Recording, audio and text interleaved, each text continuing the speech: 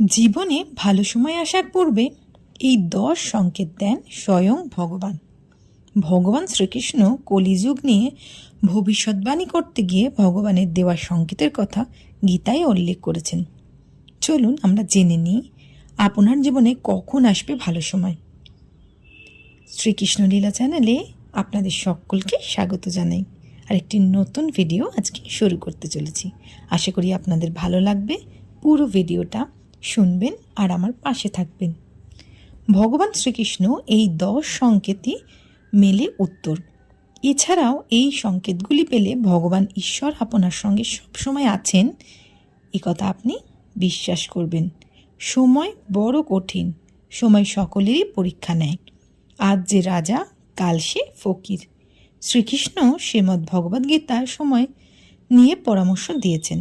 এই সময়টা সংকেতের মাধ্যমে ঈশ্বর আপনাদের জানিয়ে দেন জীবনে ভালো সময় আসতে চলেছে কখন। এই সংকেতগুলি আপনার জীবনে কখনো যদি দেখা দেয় তাহলে আপনারা বুঝতে হবে আপনার উপর ভগবানের কৃপাদৃষ্টি পড়েছে।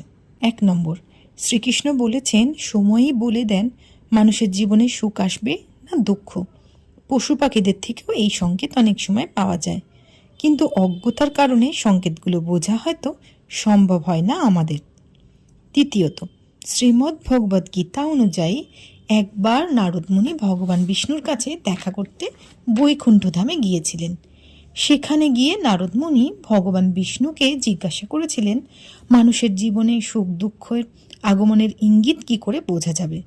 ভগবান বিষ্ণু তখন তাকে বলেছিলেন, যখন কোনো ব্যক্তির চোখ ব্রহ্ম মুহূর্ত অর্থাৎ ভোর 4টে থেকে 5টার মধ্যে খুলে যায় অথবা ওই সময়ের মধ্যে তিনি স্বপ্নে ভগবানের দেখা পান, তখন থেকে ইঙ্গিত পাওয়া যায় ওই ব্যক্তির জীবন সমৃদ্ধ প্রগতির দিকে এগিয়ে যাবে এবং তার স্বপ্ন যাতে পূরণ হয় তার জন্য ভগবান স্বয়ং তাকে সাহায্য করছেন। তৃতীয়ত, এমনকি পূজা করার সময় ভগবানকে নিবেদন করা ফুল যদি মাটিতে পড়ে যায় তাহলে বিশ্বাস করা হয় যে ওই ব্যক্তিকে ভগবান আশীর্বাদ করেছেন। 4 নম্বর, ভালো সময় আসার পূর্বে ভগবান যে সংকেত দেন, অনেক সময় আমরা রাত্রে ঘুমানোর মধ্যে যে স্বপ্ন দেখি তা যদি পরে সম্পূর্ণ মনে রাখতে সক্ষম হই অথবা বুঝতে হবে আপনার জীবন ভালো সময় আসতে চলেছে। জীবনের সাথে যদি সেই স্বপ্ন পুঙ্খানুপুঙ্খ মিলে যায় সম্পূর্ণ নিশ্চিত হয়ে যাবেন যে ভগবান আপনার সঙ্গে আছেন। 5 নম্বর, এরকম অনেক সময় হয় আমরা নিজেরা কিছু সিদ্ধান্ত নিই আর যদি সেই সিদ্ধান্ত বারংবার সঠিক প্রমাণিত হয় তাহলে বুঝতে হবে ভগবান আপনার সঙ্গে রয়েছে।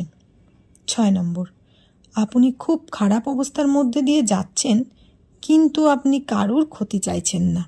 সব সময় আপনাকে নিয়ে অন্যরা নেতিবাচক কথা বলছে, চিন্তা ভাবনা করছে, আপনার ক্ষতিও করার চেষ্টা করছে, তাও আপনি ঈশ্বরের কাছে তাদের সম্বন্ধে কখনো খারাপ দৃষ্টি দিচ্ছেন না। তখন আপনি বুঝবেন যে ঈশ্বরের কৃপা দৃষ্টি কিন্তু আপনি অবশ্যই লাভ করেছেন। 7 নম্বর, হঠাৎ করে যদি আপনি খুব খুশি হন, কোনো কারণ ছাড়াই এরকম খুশি হন, তাহলে আপনি বুঝে যাবেন আপনাকে ভালো সময় আসতে চলেছে, আপনার অসফল কাজ সফল হতে চলেছে।